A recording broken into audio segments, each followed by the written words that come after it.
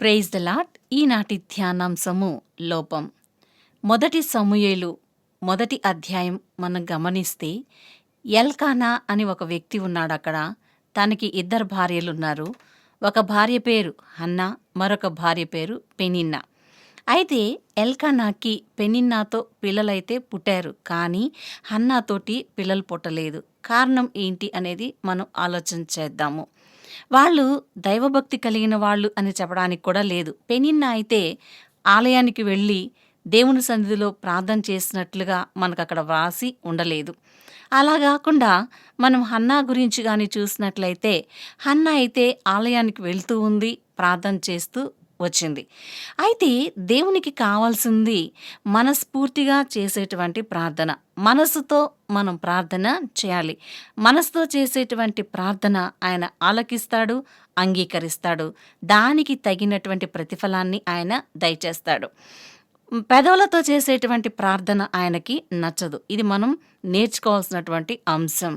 ఇక్కడ ఎల్కానాలో లోపం లేదు, అంటే శరీరపరంగా లోపం లేదు. హన్నాలో లోపం ఉంది అని కూడా అనకూడదు. ఎందుకంటే అక్కడ యేసయ్య మనకి తెలియచేశాడు.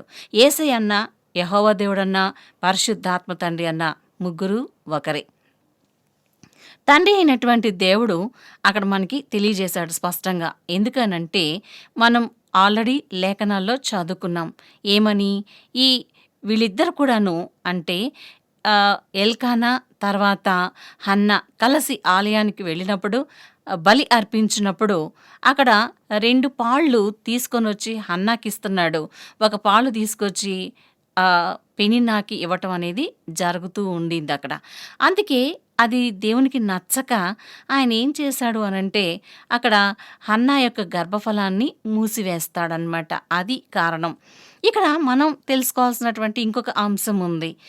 ఇక్కడ పెనిన్నాని మనం జ్ఞాపకం చేసుకుంటే పెనిన్నా ఏ రోజు కూడా హన్నాతో అనలేదు, హన్నా పిల్లలు లేరని చెప్పి నువ్వు ఎందుకు ఏడుస్తున్నావు, నా పిల్లలు నీ పిల్లలు కదా అని చెప్పి ఆమె అనలేదు. లేదా హన్నా నా దగ్గరికి రా, మన ఇద్దరం కలిసి ప్రార్థన చేద్దాం, దేవుడు నీకు గర్భఫలాన్ని ఇస్తాడు అని చెప్పి అనలా. అంటే ఆమెలో దేవుని యొక్క భక్తి లేదు, దేవుని యందు భయము లేదు. ఇంకొక రకంగా చెప్పాలంటే మనిషిగా కూడా ఆమె సాటి మనిషిని ప్రేమించలేకపోయింది పెనిన్నా ఎప్పుడైనా సరే హన్నా ఎదురుపడినప్పుడు ఆమెను విసిగిస్తూ వచ్చింది. నువ్వు గొడ్రాలు, నీకు పిల్లలు లేరు అని చెప్పి విసిగిస్తూ వచ్చింది.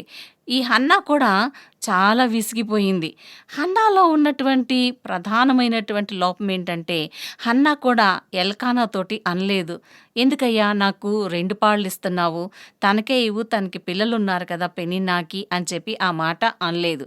ఎల్కానా కూడా ప్రార్థన చేద్దాం రండి అని చెప్పి అనలా. అందుకని ఈ ముగ్గురులో ఉన్నటువంటి ఈ లోప కారణంగా ప్రభు ఏం చేశారు అనంటే అక్కడ వాళ్ళకొక పాఠాన్ని నేర్పించాలి అనుకున్నారు. అంతేకాదు హన్నా ప్రార్థనని ఆలకించి సమూయేలు లాంటి బిడ్డను బయటికి తీసుకురావాలని చెప్పి అనుకున్నాడు. అందుకే ఈ విధంగా తండ్రి అయిన దేవుడు చేయటం అనేది జరిగింది. ఈరోజు మనం తెలుసుకోవాల్సింది ఏంటనంటే మనం పెనిన్నాలాగా ప్రవర్తిస్తున్నామా, హన్నాలాగా ప్రవర్తిస్తున్నామా, లేదా ఎల్కానాలాగా ప్రవర్తిస్తున్నామా అనేది జ్ఞాపకం చేసుకోవాలి. ఏ రోజైతే సవతి పోరు హన్నాకి ఎక్కువైందో ఆమె వెంటనే తన భర్తతో కలిసి ఆలయానికి వచ్చింది. అంటే సమస్య వచ్చినప్పుడు దేవుని దగ్గరికి రావటం కాదు ప్రధానమైనటువంటి అంశం. అక్కడ సమస్యలున్నా లేకపోయినా మనం దేవుని తట్టు చూడాలి. దేవుని సన్నిధి మనకి ఒక అపురూపమైనటువంటి పెన్నిధి అని మనం జ్ఞాపకం చేసుకోవాలి. దానినైతే మర్చిపోకూడదు.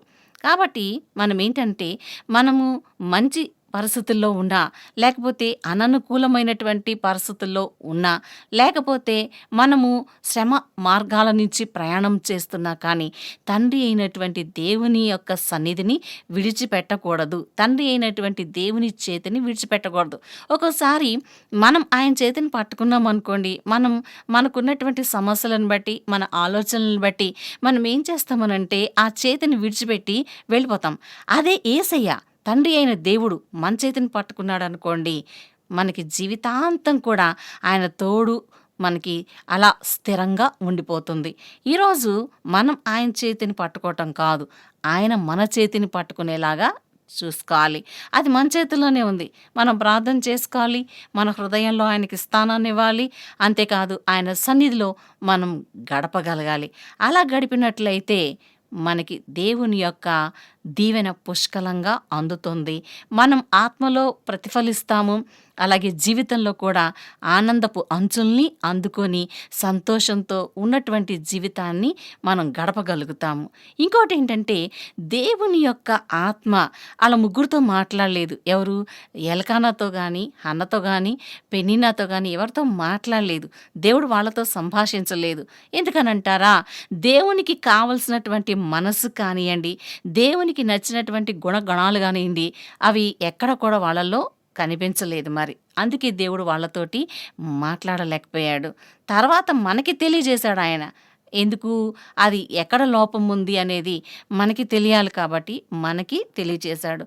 దేవుని యొక్క ఆత్మ మనతో సంభాషిస్తే ఇలాంటి అంశాలు మనకి ఆయన తెలియచేస్తాడు. కలలలో మాట్లాడి కానీ, అంటే కలల ద్వారా కానీ, దర్శనాల ద్వారా కానీ, వాక్యం ద్వారా కానీ ఆయన మనకి తెలియజేస్తాడు.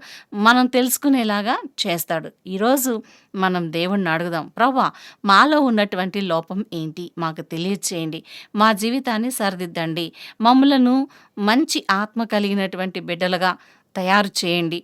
మీ దారిలో నడవటానికి కృప చూపించండి. మా చేతిని పట్టుకొని జీవితకాలం మీరు మాకు ఆయుష్ ఇచ్చినంత కాలం మీ అడుగుజాడల్లో నడవటానికి కృప చూపించండి అని అడుగుదాము. అడిగి పొందుకుందాము. హన్నా చూడండి, తన సమస్య ఎక్కువైపోయినప్పుడు దేవుని తట్టు చూసింది. దేవుని సన్నిధిలో తన యొక్క ఆత్మను కృమ్మరించుకుంది. ఆత్మ కృమ్మరింపు ఎప్పుడైతే జరిగిందో వెంటనే తనకి సమాధానం లభించింది. ఒకప్పటి గొడ్రాలు తర్వాత ఎంతమందిని కనదో మనకి తెలుసు అన్నమాట. చూడండి, తన బిడ్డని దేవునికి సమర్పించింది. మన దగ్గర ఏముంది దేవునికి ఇవ్వటానికి? మన మనసు అనేటువంటి ఒక ఆయుధం మన దగ్గర ఉంది. మన మనసు ఆయనకి సమర్పించి మనం ఆయన దగ్గర నుంచి దీవెన పొందుకోవటానికి సిద్ధపడదాం. దేవుడు మనల్ని ఆ రీతిగా దీవించి ఆశీర్వదించునుగాక. ఆమేన్.